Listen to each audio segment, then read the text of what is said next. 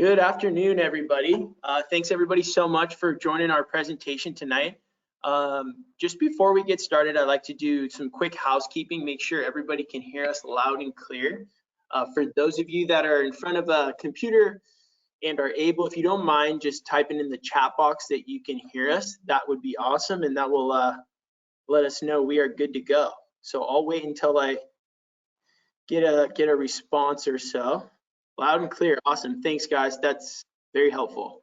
So again, welcome everybody. Thanks so much for joining us. Really excited to be able to have Reed Hazard, our presenter, for tonight on the mid-year market update. There's so much talk right now and so much interest in what's going on with conventional loans and what's to expect and how these rates are reacting to certain information and what we can kind of tell you now and what we can project moving forward. So again, really timely presentation and really excited to have Reed on the presentation tonight. So before we turn it over to Reed and do a deep dive into the market and conventional loans, I'd like to take a couple minutes to quickly explain and introduce Marshall Reddick for those of you that are not as familiar. And even before I do that, I want to do a quick introduction to myself. My name is Vince Tomich. I am an advisor and realtor here at Marshall Reddick. I work out of our Newport office, Newport Beach, California. I have been in the real estate industry now for coming up on 10 years. I am I would consider myself a raving fan of Marshall Reddick and the things we offer. So I like to definitely practice what I preach. I'm someone who, of course, works for the company, but also participates in some of the investment opportunities and the services that we provide.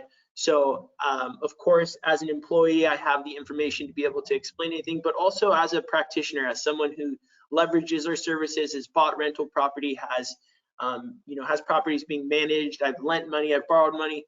So really helpful for me to have that personal experience to be able to talk to you folks who may be interested in exploring some of our options. So to cover a little bit more about what those options are, as I alluded to, so Marshall Reddick has basically 4 primary services and sectors of business. So we have our real estate brokerage, right, which we help people buy and sell real estate. Whether it's a primary purchase or an investment purchase, we can help facilitate that from start to finish. Property management. So 99% of the folks that end up purchasing an investment property are going to need management. And for those of you that are unfamiliar with property management, it starts from as early as marketing the property, getting it posted online, to doing the showings, rent collection, rent disbursement, of course, screening the tenants, dealing with any maintenance issues. When the tenant moves out, doing a renovation and to determine what kind of deposits we can keep and what kind of items that need to be remedied. So we would do everything from start to finish on that point for you. So really crucial for those of you that are considering investing, especially outside of your market and outside of your proximity. And then our third service is private lending, and it kind of ties into our last service, which is our investment fund. So we're a private money lender. We help individuals who are borrowing typically short-term capital, fix and flip. This is very different than what Reed's going to be discussing tonight of our conventional loans. We highly recommend and encourage as a primary resource to go conventional as often and as frequent as you can, right? That is going to be the best rates, the best terms, but there's certain situations and certain loans where private money is necessary. Like for example, if you're doing a fix and flip, or if you're buying a property in your self-directed retirement account, which we help a lot of folks do, you need private financing or a non-recourse loan for that. So that would be an example of some of the loans that we do for our borrowers. And then on the flip side, same way you can invest in real estate with us, you can lend your capital. You can be the bank, and we give our investors the opportunity to do that on a one-to-one capacity, meaning you can be a direct lender for a borrower, or you can join our mortgage fund, which our mortgage fund is now over 50 million, and you're in a pooled investment. So you're not just investing in one project, your capital is being spread across the entire country in hundreds of loans. So pays out a quarterly distribution. It's a lot more of a passive type of investment for those of you that are seeking more of a high yield. Right now, I'm sure some of those money markets or high yield savings accounts look really nice now, but as rates are trending or projected to come down a little bit, those yields will come down, and the fund is a great resource, and we've stayed very consistent over the last 4+ years. So that's a little bit about us and our services. Just to kind of outline where we are nationally. So of course, Reed and I are based out of our Orange County location, but we have a presence all throughout California, as you can see here, Texas, Tennessee, and as well as Florida. So all of these markets, this is where we have, like I said, a physical footprint, whether it's brokerage, property management, and to be able to help facilitate and ensure that, you investors have the support and ability to explore territories maybe outside of where you live. So this is just kind of a quick snippet of our map here. And then just in closing, how did we choose those markets? I always like to let folks know that these aren't markets that we just, picked out of, just guessed on a map. These are all markets that possess qualities that we feel like make a strong investment market, right? So job market being the first and foremost, making sure that the tenants can pay. That's crucial. We're looking for places that have low vacancy. You want to lean on economic diversity. We don't want to have one industry that supports the whole city or area that we're focused on. Housing affordability is also crucial, right? So for those of you that may live in Southern California, like Reed and myself, it's tough to purchase property given the price points, and it makes investing a bit more challenging. So to get into markets that are more affordable is definitely helpful. Landlord friendly is crucial. Strong education, and then last but not least is reliable property management, and that's definitely something that we can provide to you folks. And I think that's the glue that kind of keeps your investment functioning in a as described or as expected. So guys, without further ado, I'd like to introduce you to Reed Hazard. Reed is a close friend and colleague of mine. We've worked together since I've started. Of course, he's been, with Marshall Reddick now for over 20 years, has incredible experience as an investor himself, has been in the eat, breathe, and sleeping loans, and all of the education and information that comes with it. It's just such a wealth of knowledge to myself and our whole team, as well as a lot of the investors we work with. So really grateful and excited to have Reed on the call to be able to help us dive into what's going on with the market and just to kind of give us an update. Reed is a master at studying all this, so excited to turn it over to you, Reed, and yeah, let us know what you think. Awesome. Thanks, Vince, and excited to be here with you guys. Absolutely love doing these, and so thanks for being here for our kind of mid-year, a little bit later than mid-year update. A lot of data out there right now. Retail sales today stronger than expectations, so nice to see that our economy is still doing very well. But I'm going to break down kind of what's been going on with the Fed, what the outlook is for interest rates really here for the rest of the year. And so yeah, just to kind of break into it, a little bit about me. I live here in San Clemente, so I'm in Orange County, California. Started with Marshall Reddick almost 20 years ago, and just worked my way up throughout the company and became one of the preferred lenders. And now I am the main preferred lender. So absolutely love working here. I do eat my own dog food, so I do have rental property both here in Orange County and then also in Texas. So I have a property in Austin, Texas, a couple properties in San Antonio, and everything's managed by Marshall Reddick. So they've made it very easy for me to do kind of the couch potato investing approach and do my day job and be able to manage 6 investment properties and be able to do that pretty passively. So love this company, love what we do. Bought my first property when I was 19, and I've probably worked with well over 1,000 investors at this point throughout the organization. We are licensed also in all 50 states. So one of the perks of CMG is you get all the benefits of a large company. We're the largest privately held mortgage bank in the nation. We did more mortgages last year than Bank of America or Wells Fargo. So just to give you guys an idea, we have the lowest rates out there, all the benefits of a big bank. We are the loan servicer as well as the loan that's funding your loan. But I have my own kind of, company within a company, so to speak. So the underwriting and processing and my assistants and my team all do work for me. So we try to make it feel as home cooking as possible. But yeah, that's a little bit about me and a little bit about my company. I have two young little babies, also a 5-year-old and an 8-year-old. So I'm a family man and absolutely work hard every single day to help take care of them. And very, very, very, very proud father and husband. Okay, so information I'm going to be covering tonight. We're going to discuss getting pre-approved. What does it consist of? How does it give you an edge on the purchase market? We're going to be going over the factors that are currently impacting mortgage rates. We're going to go over the current inflation readings, the unemployment readings, and other factors that the Fed is watching. We're also going to go over, will the Fed cut rates in 2024? People are talking about them cutting 0.5% or more. I'm going to really kind of delve into that. And then what is the what does the 2025 dot plot look like?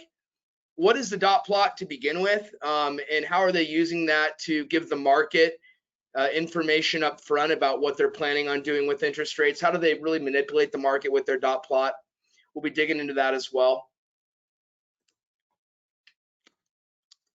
A little bit about why CMG. Again, we have special financing available. So you will see certain properties on the Marshall Reddick website have an interest rate at 4.25, 4.75, 5.25. These are on our new construction properties with our builder partners out in Central Texas. We also have partners in Florida and in Tennessee. So you will see properties that actually have interest rates that are far lower than current market rates. And again, those are offered through our company with our special commitment financing. We're licensed in all 50 states. We do have a refinance incentive program, so we do cover your lender fees and most of your other costs to do a refinance anytime within 5 years after you close on your purchase. So that's just an amazing program that we have.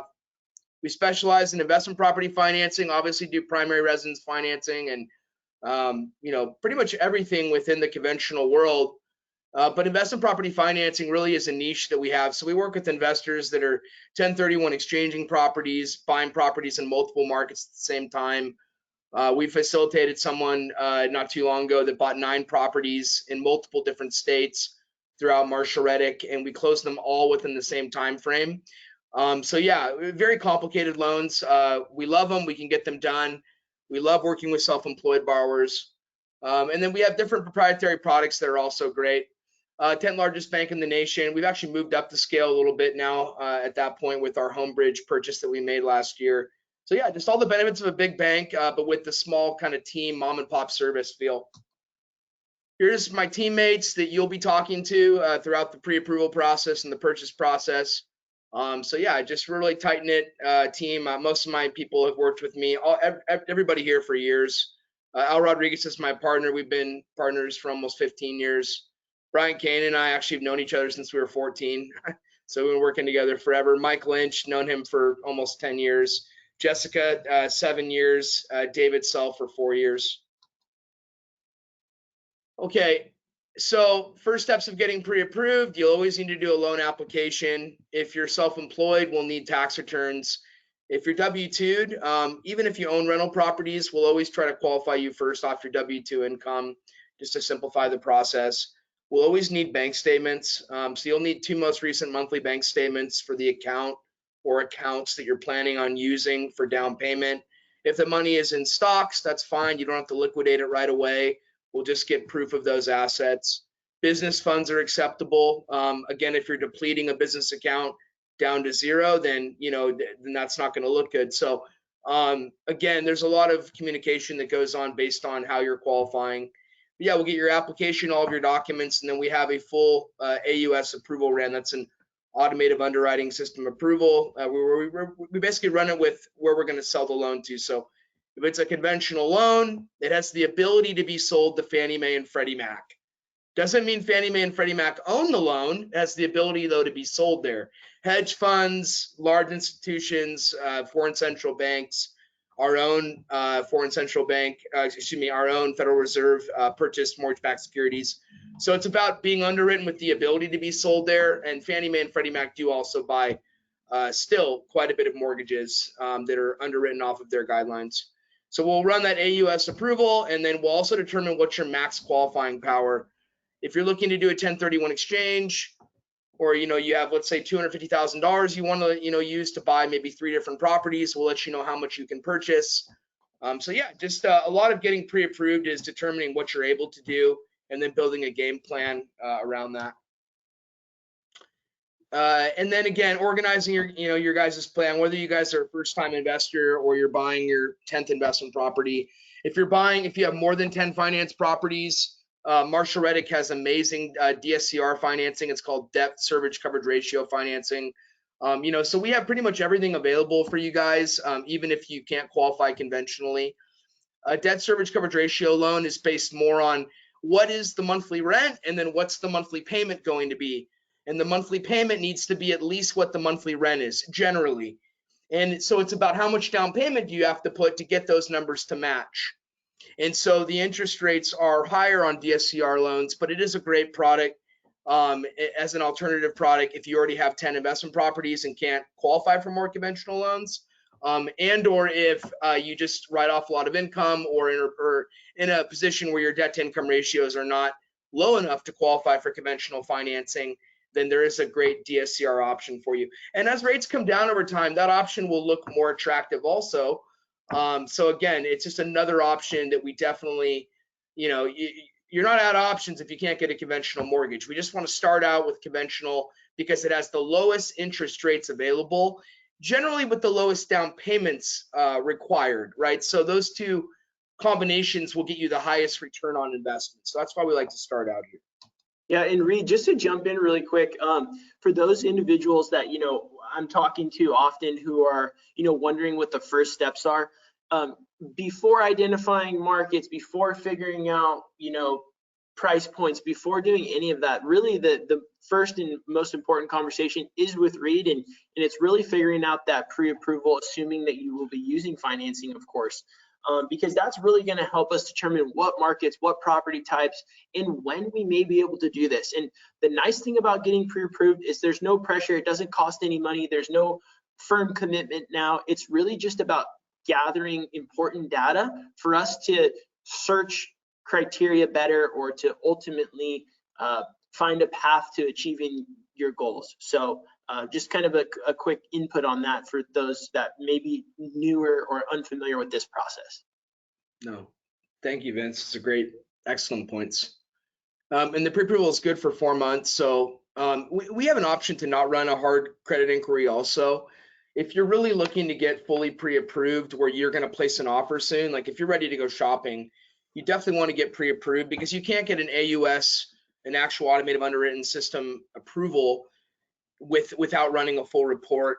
So again, really a soft pull. I'd rather just have a conversation and just kind of go over your guys' file. And then, if we want to move forward, then we'll get you fully pre-approved.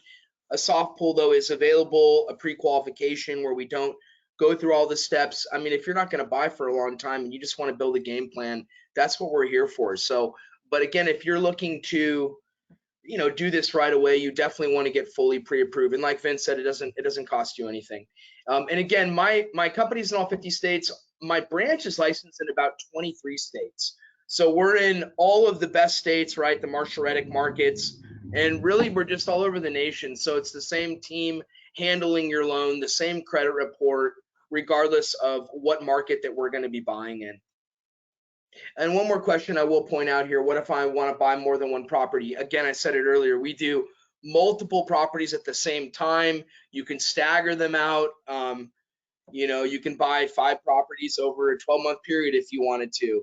If you're a first-time investor, I don't really suggest that. I'd say start off with 1 or 2.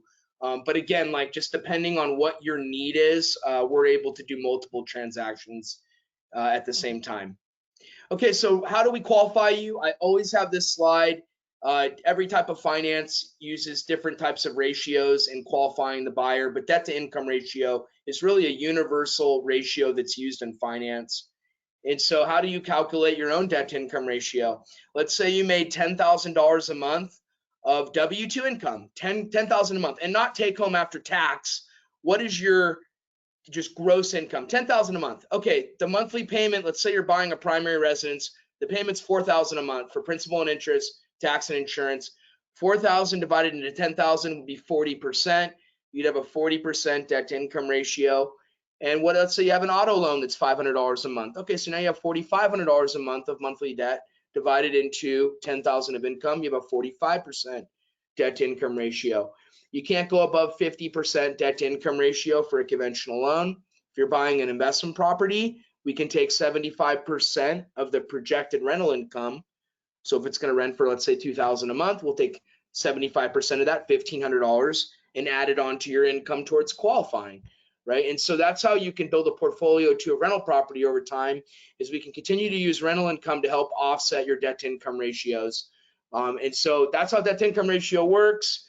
Everybody on the call has a debt to income ratio. It's like how we all have blood in our body. It just, everybody's got a DTI ratio. So the things that are not included in DTI are auto or health insurance, cell phone and utilities. Really, things that are not on your credit report are the things that are not included. Okay, and just real quick about conventional loans, because when I go into the market update and I explain how the market moves every day, I want us to know, what are we talking about here? Exactly what type of loan? And this is the loan that about 95% of the nation uses, conventional loan. The max loan amount nationwide is $766,550.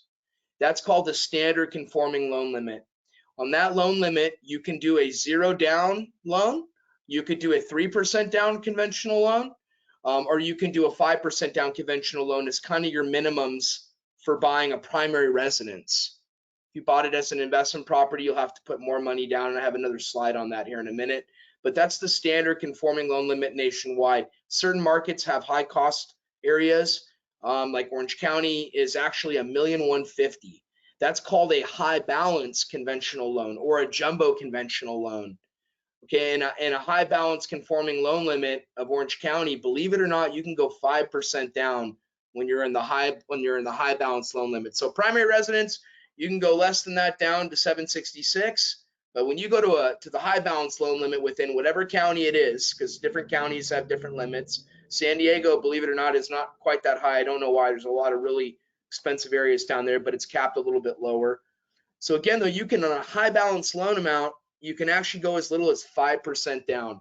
So believe it, in Orange County, you can buy a $1.15 million property with 5% down with this type of financing. Also, what's new for conventional financing, you can buy a 2 to 4 unit property with as little as 5% down. And that always required 15% down for a duplex, so 2 units, and 20% for a 3 and 4 unit. And you can actually go 5% down now primary residence all the way to 4 units.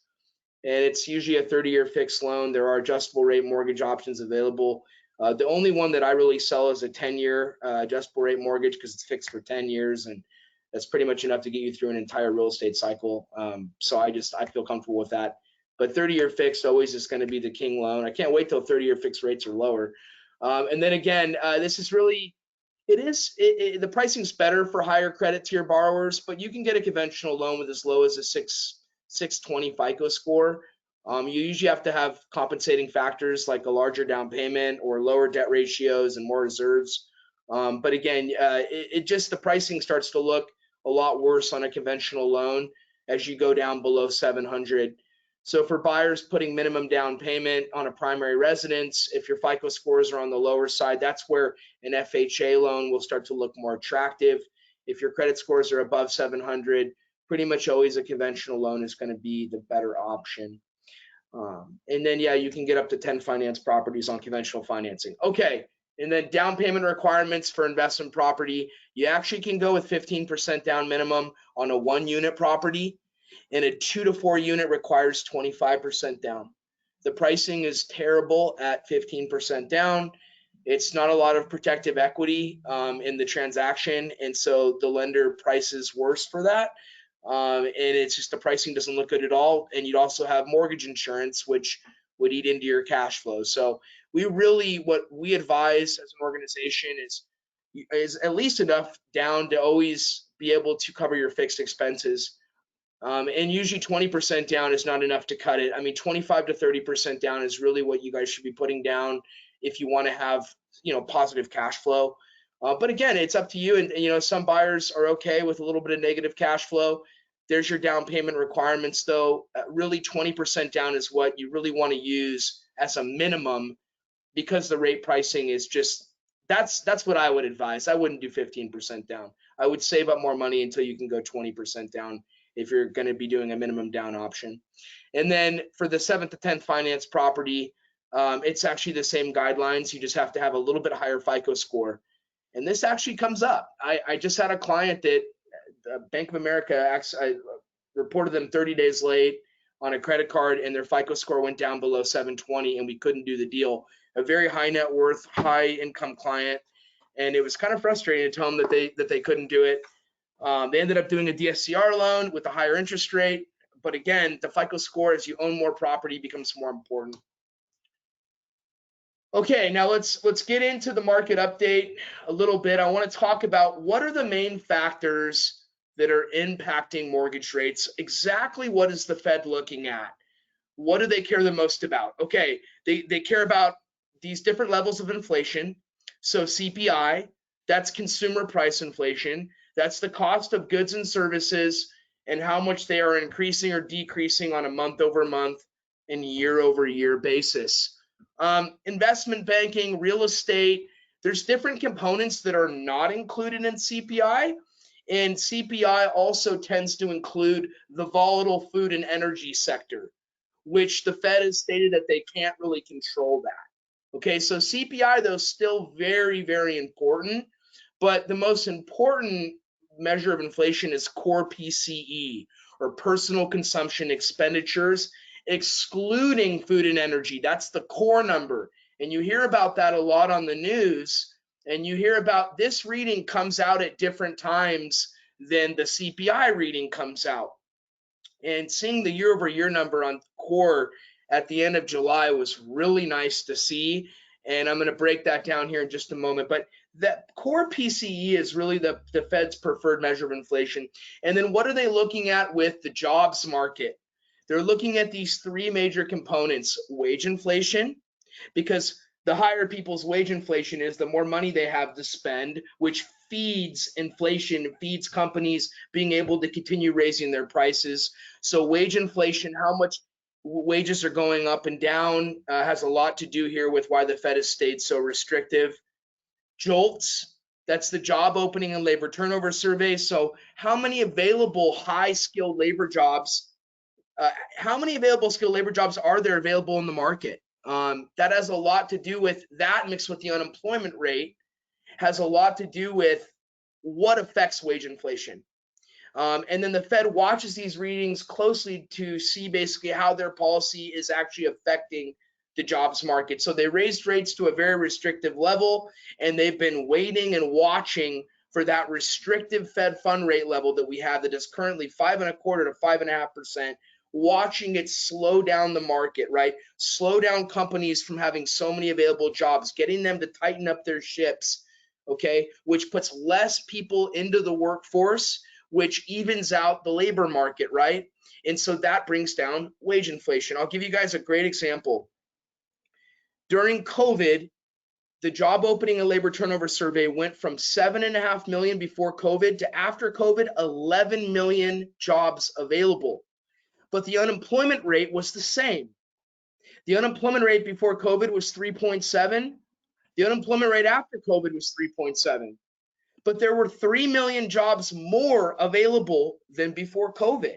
And so to get someone to come to work for you, or to get, let's say, a programmer from, to get a programmer in your Google, and you can't find him out in the marketplace, you've got to go to Facebook and try to poach someone.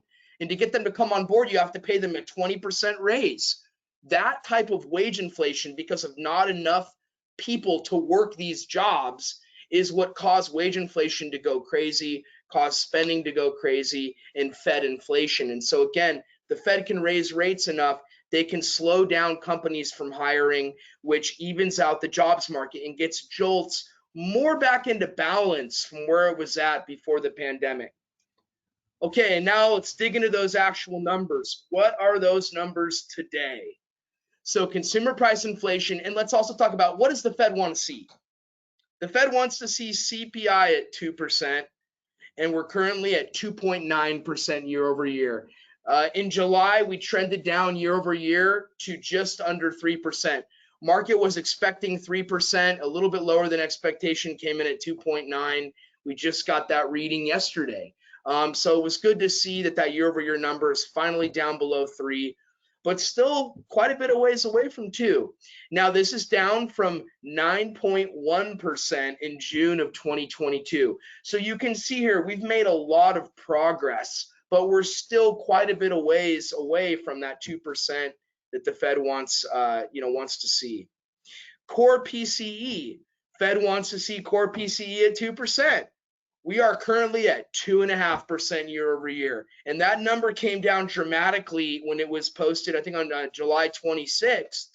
When that number was posted, the year over year numbers started to really trend down. So when you had July over July, that number came down dramatically. It came down by about 3 ticks. So to see it at 2.5 is nice to see, because you're getting a lot closer now to 2%. And it is improving, right? We've made, from being at 5.47% in September of 2022, we've made a lot of progress. But again, not at the Fed's 2% level. Unemployment rate. The Fed wanted to see that their restrictive policy brought unemployment from 3.7 to 4.1%. Okay, what made the stock market, not this last Monday, but the Monday before, go down over 1,000 points? What made mortgage rates early in the morning the best levels we've had in almost 2 years? Some of that had to do with the geopolitical tensions going on with Iran and with Israel. But I'd say most of it had to do with, obviously, there was the Japan carry trade that was unwinding, where institutions were borrowing money from Japan at a near zero interest rate, reinvesting that money into other assets all over the world, our stock market, but other assets as well, T-bills. And what happened was Japan, to get ahead of the curve, because they know that the U.S. is going to start cutting rates at some point, to get ahead of the curve, because they have finally had some growth going on there, they decided to do 2 rate hikes that were unexpected. And they did that again to get ahead of the curve, but that caused the cost of their money to go up. And so it caused large institutions that were doing this carry trade and borrowing money at basically zero and reinvesting it to start selling some of those assets to cover their, basically to cover. And that had a lot to do with it. What else had the most to do with it in my eyes was the unemployment rate ticking up to 4.3. And so the Fed wanted to see 4.1. Now let me back up a second.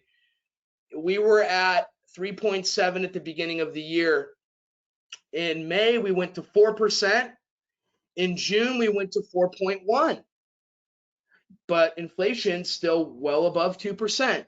But what happened was in July, we overshot what the Fed wanted to see, and we went to 4.3. And what that says is it's about the acceleration, too, of the unemployment rate. How fast is it starting to go up, right? And so when they see a 4.3 reading month over month, that's scary. But I think what's even more scary is that the markets and everyone was only expecting a 4.1. They were expecting 4.1 to hold from June over July, and it ticked up to 4.3 in what's considered to be the busiest spending month of the year, too, July. So I think that just it rattled the market, mixed with this carry trade that was unwinding, mixed with geopolitical tensions, and it got interest rates. The 2-year and 10-year T-note actually uninverted for a moment. When we have an inverted yield curve, it's a sign there's a recession ahead. But we've been in an inverted yield curve that the Fed has been creating by selling all of their short-term T-bills into the market. That's called quantitative tightening. They've been doing that along with keeping their Fed fund rate at over 5% to restrict the markets. But again, what we saw on Monday was just, it was a bloodbath, but it quickly turned back around here as we got data moving into this week. And that's kind of what I want to talk about here when I give you guys my forecast on what I think is going to happen with interest rates here coming up. So the other thing that we're seeing right now that the Fed is paying a lot of attention to is that JOLTS. How many jobs are available? are we back at pre-pandemic levels? And most recently, we're very, very close. We had about 7.5 million unfilled jobs prior to COVID. We're now back down around 8 million. So we're getting very, very close. But wage inflation is still pretty high. Wages are going up 3.63% right now year over year. So prior to COVID, they were going up about 2% a year. So wages, if you look at how high that inflation's been, real wages are not going up much at all, right? If you took the 3.63 minus the CPI rate of 2.9, the real wages, you know, this is why the consumer is having a hard time and why it's called sufficiently restrictive, the type of monetary policy that the Fed has out there right now. It's restrictive. But if you look at real wages right now, that's what the problem is. They want to get CPI down to 2 and they want to get wages down to about 2.5, and they're still very, very elevated here, as we can see. But we've made a lot of progress. Wage inflation was 5.96% in March of 2022, and it's since ticked down to 3.63% in the most recent month or year-over-year reading. Why are rates so important? Every 1% in interest rate affects 12% of your monthly cash flow. Purchase price obviously is very important, but if you got $10,000 off your purchase price versus getting 1% off your mortgage rate, I guarantee you that the monthly payment's going to be a lot lower if you had the same price with a 1% lower mortgage rate than taking a $10,000 price reduction with a higher interest rate. So the cash flow is very much affected by the mortgage rate, and that's why it's so important. So what are 30-year fixed rates today? I said at the beginning of the year, I thought this was going to be the year of 6.25 to 7.25 mortgage rates, that's where we were going to be throughout the year, that inflation resurgence was likely to be strong, but that the Fed was hopeful.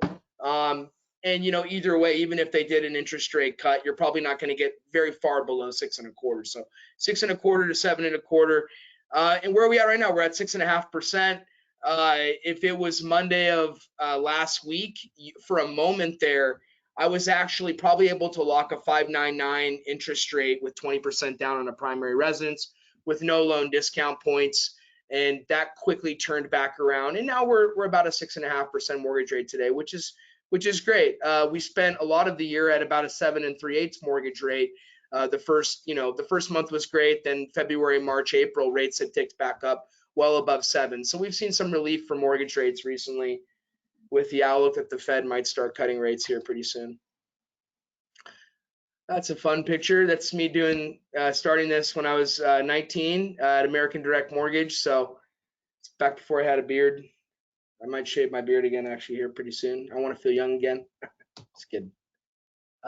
Okay, so what are the Fed's rate cut projections now for 2024 and 2025? With all this data that they're analyzing right now and how much progress that we've made or that we haven't quite made yet in some regards, what are they expecting for 2024 and 2025? Okay, what is the dot plot? The dot plot is released quarterly. In this market, every month is actually considered a live meeting. The Fed every month could decide to move interest rates. Even this month, they don't technically have a Fed meeting, but really they do. They have Jackson Hole coming up, and that is actually a live meeting. They could decide to do something with rates at Jackson Hole. They won't, but they could. Technically, when you're in a market where inflation or where basically monetary policy is not stable, the Fed they get more on their heels. I saw it in 2018 when they had to raise rates 4 times to slow down wage inflation that was created after we had Trump tax reform in 2017. If you guys remember, wage inflation went from 2 to 4% very quickly. Corporate taxes went from around 38 to 21%. A lot of companies gave that back to their employees through raising their wages, and you had very high wage inflation, and the Fed had to hike rates 4 times in 2018 to slow down wage inflation. And then they actually had to cut rates in January of 2019. And then slowly interest rates started to come down with the Fed fund rate that was a little bit more restrictive. And so again, that dot plot, I remember they started coming out with it every quarter, and every quarter was considered a live meeting at that time because of the volatility. Well, during COVID, the volatility was so high, every month became a live meeting where they were doing a monthly press conference and you didn't know what they were going to do with rates. And then they did that coming out of COVID when they started to hike interest rates. So right now, monthly meetings are actually considered live meetings, but they generally only tend to do movements with mortgage rate, or excuse me, with the Fed fund rate every quarter, even right now in this current environment. And so part of what they release every quarter is their dot plot chart. And the dot plot says how many rate cuts do they project, or at one point it was rate hikes, now it's rate cuts. How many cuts do we project for the rest of 2024? And how many do we have on our dot plot for 2025? And then there's all these different levels of what's the long run rate of inflation, right? So there's all these different metrics that are being looked at. And based on those rates of inflation, the dot plot chart can change over time. And so that dot plot is extremely important because it tells the market, when they come out with their dot plot, it tells the market what the Fed is thinking, and then the market can kind of adjust to that. So they always, right now we've been in a patiently waiting approach. The Fed raised their rates high enough to be able to be sufficiently restrictive to get everything back into balance so that they can then start cutting rates. But they have not truly pivoted yet. A true pivot is when they actually signal they're going to do it. We're almost at pivot. We almost had pivot last Monday after the 4.3% unemployment rate that was released the prior Friday before that. We almost were at pivot. We were almost at pivot yesterday. We were almost at pivot this morning. Then retail sales came in stronger than expectations, and I think we're still patiently waiting a little bit. But again, that dot plot has a lot to do with telling the markets what phase that the Fed is moving into. Are they going from patiently waiting to pivoting to actually cutting? Where are they at within that sequence of events? And unfortunately, we're still patiently waiting. Okay, so the dot plot chart. How many cuts does the Fed currently have for 2024 on their dot plot? They have one cut. But how many cuts do they have for 2025? They have 4. So that's promising, but still only 1 though for this year.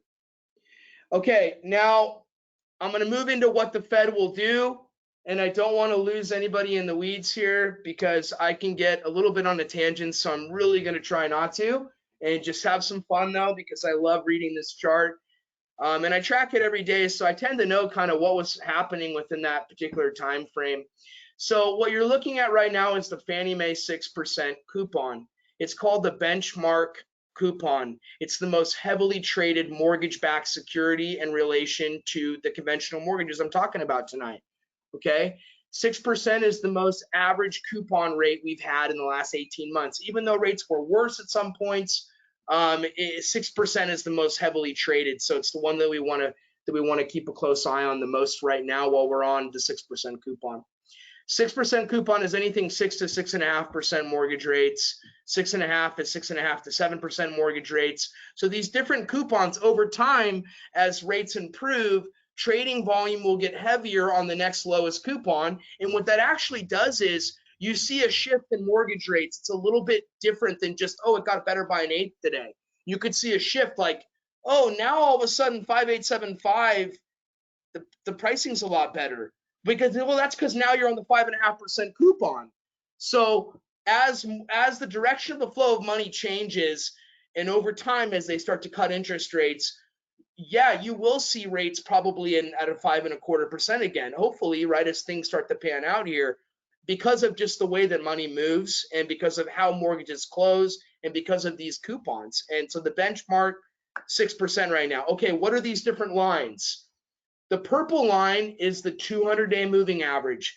That's the average of where this is traded over the past 200 days. It's the most important line in the sand. It tells a story of the direction of the flow of money.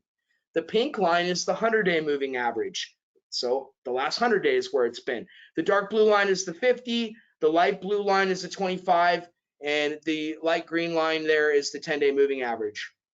Okay, each one of these little lines, candlesticks, is 1 day of trading, Monday through Friday, trades just like the stock market. Okay, now red is investors that day selling the bond more than buying it, causing the bond to depreciate in value.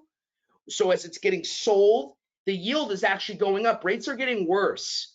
So the lower on this chart, the worse that interest rates are. It's not that, oh, this is going down and rates are getting better, right? It's opposite. Green means investors were buying the bond more that day than selling it, causing the bond to appreciate, which drives down the yield and makes rates better. So just think higher up on the chart is better interest rates, lower on the chart is worse interest rates. Okay, we're going to talk through this. Moving into this first highlight in September, in 2023, inflation was sticky. When we got into the beginning of 2023, the Fed even believed that, hey, all this spending in the economy is finally going to cool down. We've raised rates a lot, and we're going to see inflation resurgence is going to be cooler in 2023. And we're going to keep seeing inflation go down. But as the economy opened up in January and February, you started seeing that, no, like the jobs market is extremely strong. People are still making more money. They're still spending more money. People have COVID hangover and they want to go on vacation and they want to get back some of the experiences that they may have lost. And that spending was stronger than expected. And the jobs market was stronger than expected. Okay, so wage inflation was sticky. All measures of inflation were very sticky. CPI was just running, over 4%. So the Fed had to start hiking interest rates again. Then they got to a moment of time through like May and July that it looked like we were restrictive now, but it's going to take a while for things to really cool down. Again, moving into that September meeting, though, they had 3 rate cuts on their dot plot for 2023. They had 3. And in the September meeting, they went to a higher for longer approach, and they took 2 of the 3 cuts off of their dot plot. And that caused mortgage rates to go up to 8%. The second highlight is when we had 8% mortgage rates. I think that they did that to try and slow down the boat as much as they possibly could at the end of summer. They'd actually done the same exact thing the year before. That's when mortgage rates went to 7% in October of 2022. It was the same exact thing. We came out of the summer months of spending, and the Fed decided we really got to push rates up through our rhetoric, and we've got to push interest rates up as much as we can right now to slow down the economy right now. And so they did that, and mortgage rates went to 8%. And you noticed it really slowed down the economy in October. Then we got that data for the slower economy in October. We got that data in November. Mortgage rates improved. And then just that time of year in general, spending tends to ease. Yeah, you have like Thanksgiving and Christmas, but there's just a lot less consumption in the economy. The weather changes. It's just the market tends to slow down. And so you started to see that the Fed's 8% rate slowed things down. Then just the market in general due to seasonality cooled down. And everybody started to get a lot more optimistic again that the Fed was going to be able to start cutting interest rates. Okay, now what happened at the third highlight? The Fed went back. They basically pump faked us. In September, they said, we're taking 2 of the cuts off for 2024. We're only going to do 1. That's a higher for longer approach. Then they went back at the end, December 19th, and they said, nope, we're going to add those 2 back on. Now we're going to project 3 rate cuts for 2024 again, because inflation is starting to really cool. And we believe inflation resurgence is not going to be as bad in the new year. I think they were stress testing the market to see, hey, if we let rates come down like this, we let the markets think that we're going to cut rates now again 3 times, what's that going to do? Because the rates are going to go down ahead of time. They always do. And so is that going to spur too much growth? What's it going to do to inflation resurgence? And so when they went back from a higher for longer approach to saying, hey, we're going to be able to cut rates three times, mortgage rates went down, and then we got into the new year, and then quickly the data started to show, nope, we have inflation resurgence again. Jobs market still adding over 200,000 jobs. We've been adding over 200,000 jobs a month since coming out of the pandemic. A healthy economy is adding 150,000 jobs a month. Okay, we were adding in the beginning of the year, we had some crazy job readings, like over 300,000 jobs got added. And I think it was January, like 380,000. Same thing in February, was over 240. I mean, the numbers were really big going into the beginning of the year. It wasn't until April that the jobs market started to really slow down. But again, the beginning of the year, jobs market hotter than expectations, inflation resurgence hotter than expectations. And as you guys can see here, rates went from their best level at the start of the year, and they just slowly worsened and worsened. But what changed? What changed is, if you look back, we were trading below the 200-day moving average, that purple line, from the very beginning of when the Fed started hiking interest rates. And that means that the direction of the flow of money was for worse rates over time. The Fed had not cooled down the boat enough. We were still at a 3.5% average inflation rate on core PCE last year. It was too hot. And the market was not able to turn course and go, okay, we're actually going to be able to start cutting rates again. But what happened at the end of last year is the market, there's been enough time now that the Fed has been restrictive. People that are way smarter than me and the smartest of the smartest economists in the entire world that work for a lot of these big money hedge funds and foreign central banks, they know that inflation's coming down and at some point it's going to be lower, and they can start going long on some of their positions. And you started to see that. Why? We started trading above our 200-day moving average around December timeframe. And yeah, as inflation resurgence got worse throughout the year, we only spent a little bit of time below the 200-day moving average. Look, if you look, the only time we really spent beneath it was on our fourth highlight. So now talking about that real quick, getting into April, we had inflation resurgence. Our jobs market was still too strong, and the markets went, this 3 rate cuts on this dot plot are not going to happen this year. But the Fed still didn't remove any of them. When they had their March meeting, they didn't remove any, right? So, okay, market was still hopeful, but then after March data came out that they got in April, it was way too strong. And everybody's like, they're going to be removing these cuts. So sure enough, they did. They didn't remove them, though, all the way until the June meeting. And that's my 5th highlight right there. When they removed them, they went back to a higher for longer approach. So again, in September of last year, they went from 3 cuts in 2024 down to 1. Then in December, they went back to 3 cuts in 2024. Then in June, they went back to only 1 cut in 2024. But why didn't interest rates trade and stay below the 200-day moving average? Because the Fed was still confident that we have been doing a good job fighting inflation. And the things like the data I just showed you today, when they compare where we were at versus where we were at in June, when they got May data, they felt like it was promising. So let me tell you what inflation did. In May, inflation flattened. It didn't go up at all, and that was promising when they had the June meeting. Then in June, they went higher for longer, only 1 cut projected for the year. We're going to take these other 2 bogus cuts off, but we're going to say that the economy has still made a lot of progress, and we just need to see more data, and a lot of it's been promising, but inflation is still too high, and we need to keep our Fed fund rate where it's at. Okay, we'll take it. Then as we got a little bit, though, later into the year, what did we get? We got June inflation data, and it ticked down by 0.1 of 1%. Inflation went from going up every month to flattening in May and then going down in June.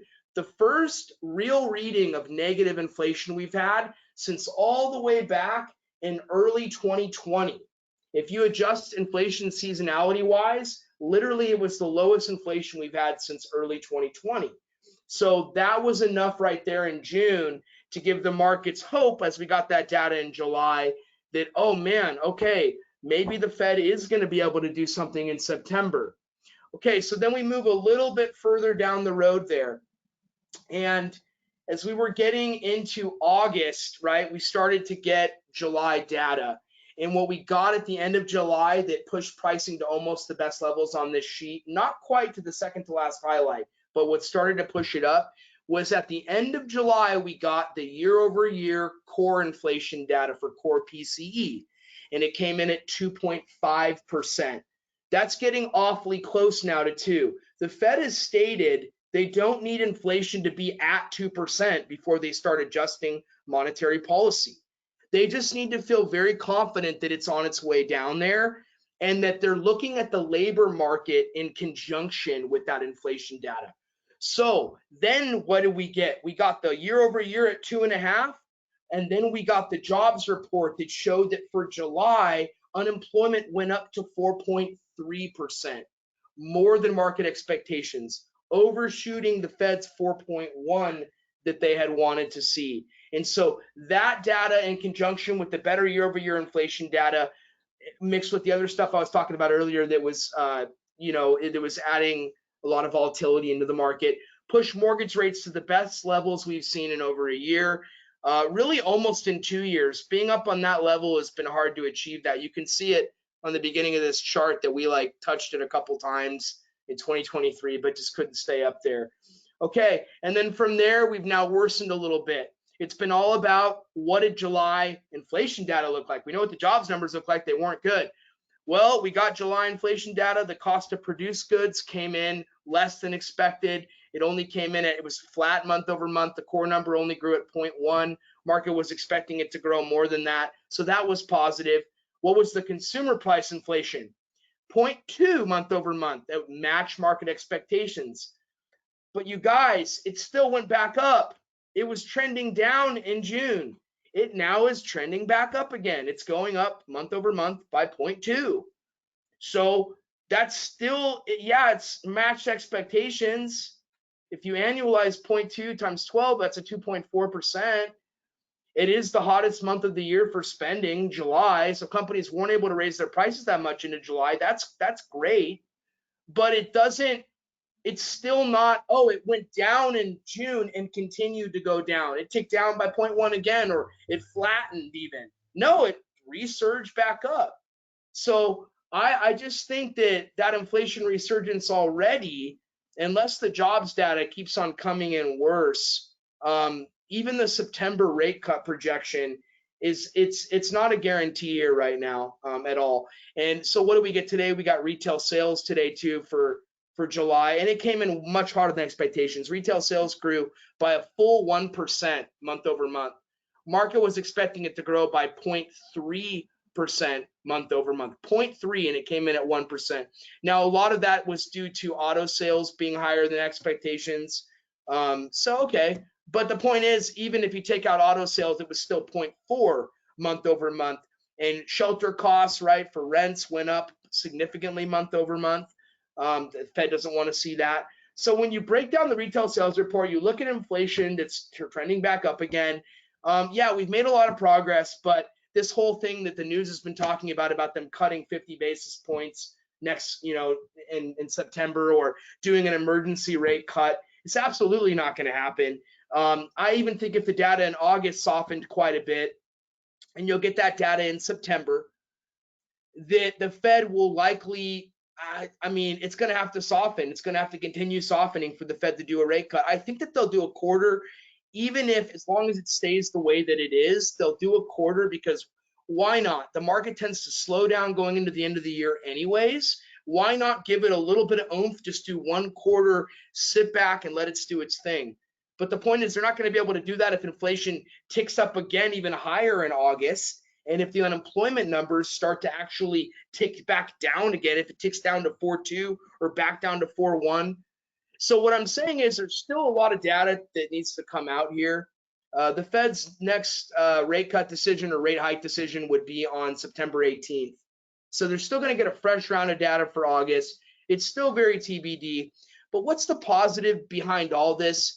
I'm happy to see that retail sales were good. I'm happy to see that that the economy is still looking strong. The services sector actually grew in July. The reading came in at 53.8. That actually came in on that Monday that the stock market fell off a cliff.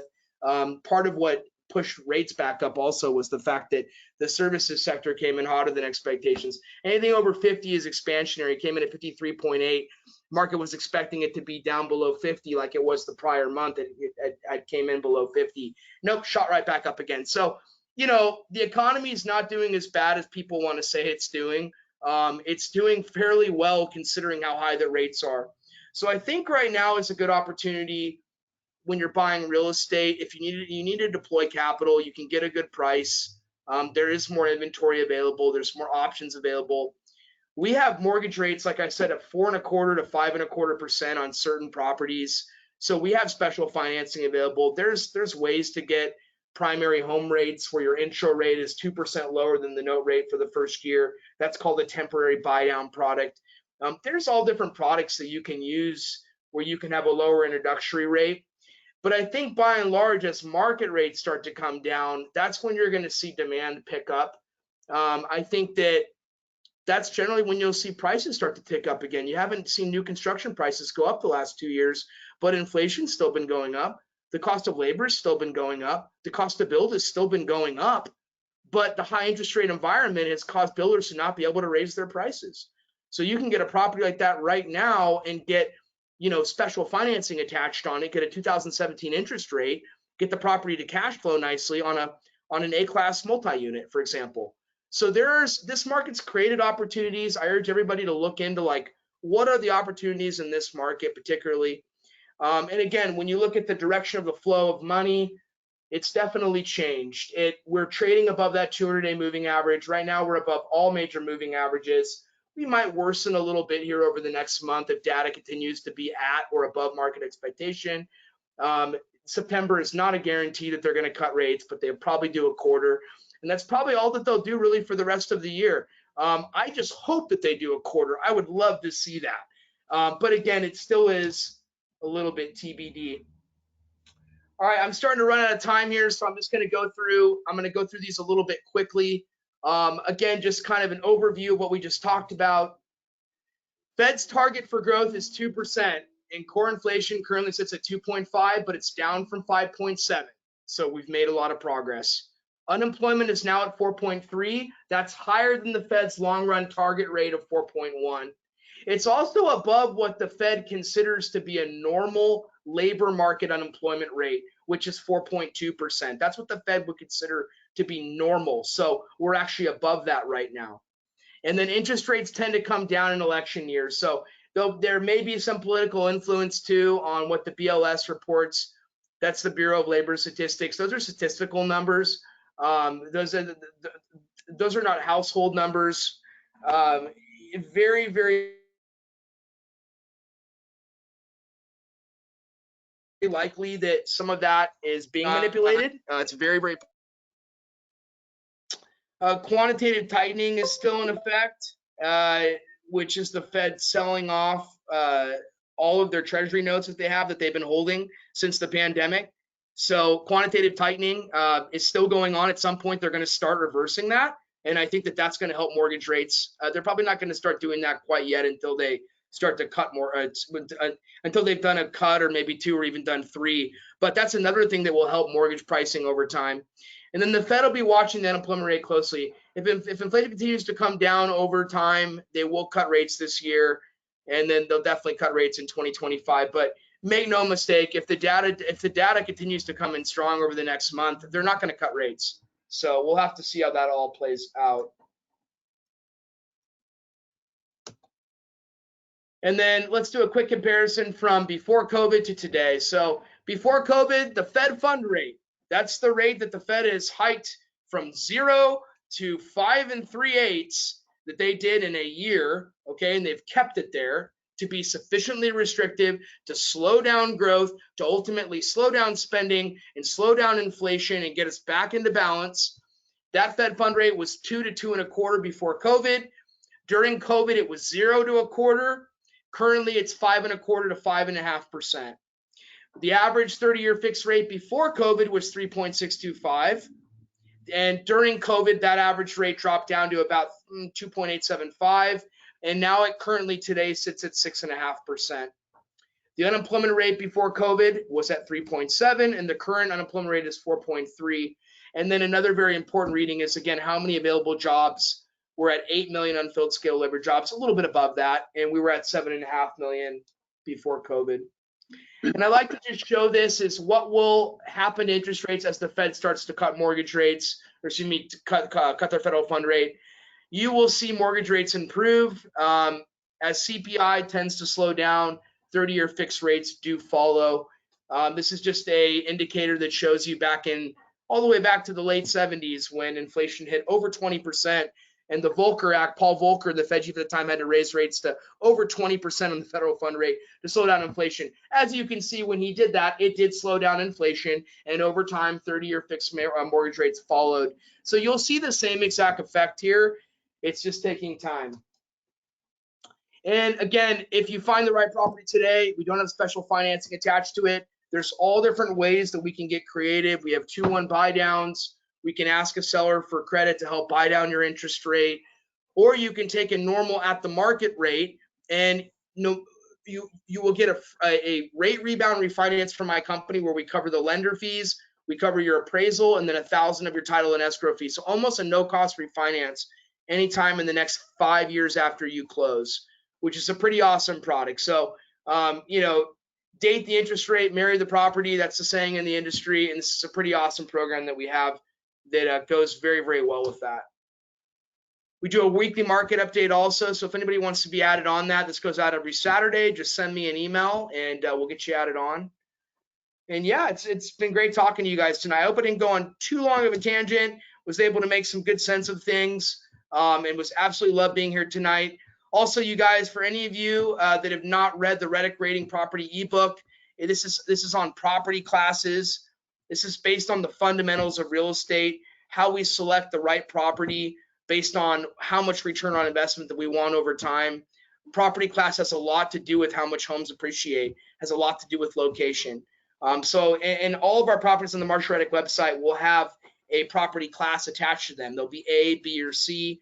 We want to stay away from D, and we want to stay away from luxury when we're buying investment properties. And there's a whole methodology on why we say that. So this is about probably a 1-hour read. You can download it for free off the Marshall Reddick website, or Vince can send it to you. Just reach out if you guys want to get a copy of this. It's just a great book. And then, yeah, and there's also market data packets. So every property on the Marshall Reddick website, if you went to marshallreddick.com, clicked on investment, click on properties tab, and then you can filter out the different markets. Let's say that you filtered San Antonio, Texas. Every property that you click on will have a property financial calculator. It will have a market data packet that you can download. These are all updated pretty recently too. I think in March of this year these were all updated. But there's tons of great data. Like what does the jobs market look like? Like what are the economic factors of why we invest in these markets? So this is all data that's for free. That's on the Marshall Reddick website. And yeah, and then I'm going to hand it back over to Vince, and he can discuss kind of how his consultation works and the why, how, when, what, where, and who. Awesome, Reed. That was so helpful, and that was so much information that I think is so valuable to everybody, and gives us all a real clear path, I think, as to like what we need to be looking out for. So very, very grateful for that explanation. And guys, as Reed mentioned, I'm going to be doing some follow-up calls, more to just check in to see kind of what brought you to this presentation tonight, and if there's anything that we can do to help, right? So, I don't want to make it as formal to say like it's a consultation. It's more of just like a follow-up call. If you wanted to talk for 1 minute and to say thank you, great. If you wanted to talk for an hour or two and talk about, kind of long-term strategies as to when we can get things going and what you're trying to implement, I'm happy to do that as well. But ultimately, we're just trying to figure out, as Reed said, the who, what, when, where, and why, right? So I will be doing some follow-up calls, if not tomorrow and next week. So be on the lookout for that. And here's my contact information for any of you folks that have something specific or want to reach out. Again, I want to thank Reed so much for the deep dive. This is really, really helpful information, and I hope everybody found some value, and we look forward to chatting with everybody soon. Awesome. Thanks, you guys. Thank you, Marshall Reddick. Thank you, Vince. Greatly appreciate it. Thanks, Reed. Thanks, everybody. Bye. Have a great night.